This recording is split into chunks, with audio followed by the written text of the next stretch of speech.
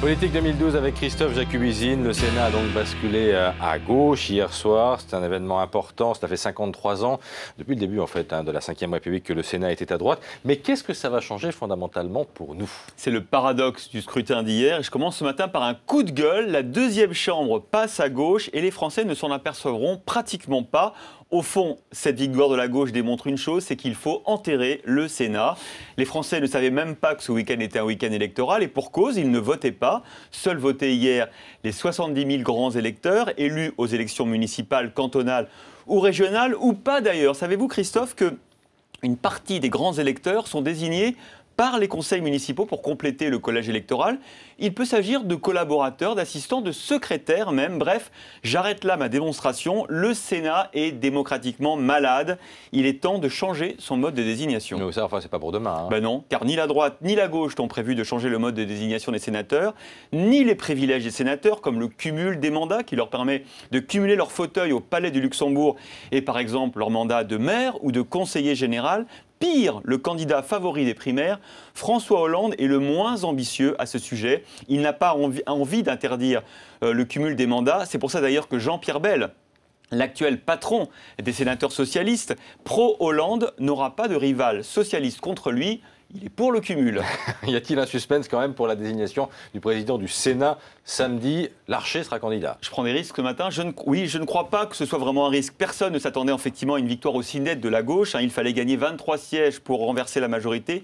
La gauche en a gagné 25 ou 26. Du coup, le troisième tour, Christophe, le tour des combinaisons et des petits arrangements entre amis qui fleurent bon la 4e République, n'aura sans doute pas lieu, même si Gérard Larcher, vous le disiez, va tenter d'ici samedi prochain d'acheter les voix de quelques sénateurs centristes ou radicaux. Quand je dis acheter, c'est acheter. Promesses de subventions, de titres de questeur ou de président de commission. Autant de privilèges que là encore, il faudrait supprimer. Je vous le dis, il faut supprimer le Sénat. Bon, prenons un peu de hauteur, cher Christophe. Pour le gouvernement, quand même, ce résultat, c'est une sanction sévère. C'est plus qu'une sanction, c'est une gifle. Une gifle d'ailleurs commentée à la manière de François Hollande. C'est finalement lui, Nicolas Sarkozy, qui aurait été le seul président de droite à perdre une majorité au Sénat. De ce point de vue, il avait dit que tout était possible durant son mandat.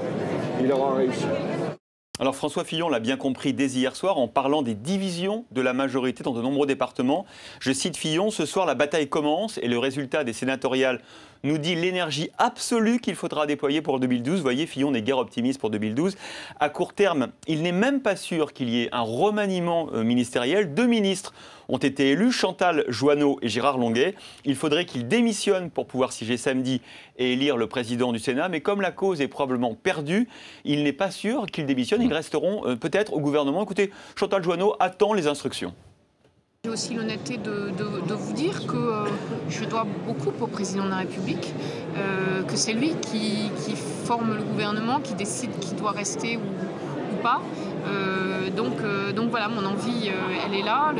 Mon envie de pouvoir voter pour Gérard Larcher très clairement le 1er octobre.